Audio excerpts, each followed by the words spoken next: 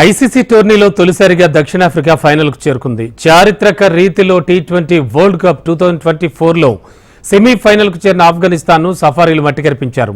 దక్షిణాఫ్రికా బౌలర్ల ధాటికి వార్ వన్ సైడే అన్నట్టుగా సాగింది. ఆఫ్ఘనిస్తాన్ బ్యాటర్లు దారుణంగా విఫలమయ్యారు.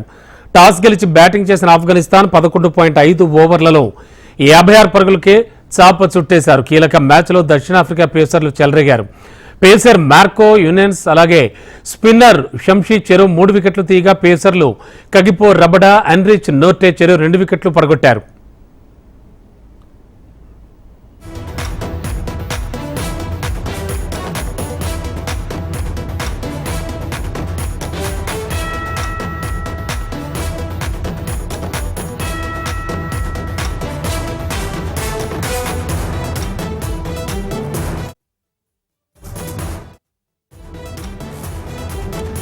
ఆఫ్ఘనిస్తాన్ బ్యాటర్లు కేవలం ఒక్కరు మాత్రమే 2 అంకెల స్కోర్ చేయగలిగారు. 10 పరుగులు చేసిన అజ్మతుల్లా అమర్దాన్ టాప్ స్కోరర్గా నిలిచాడు.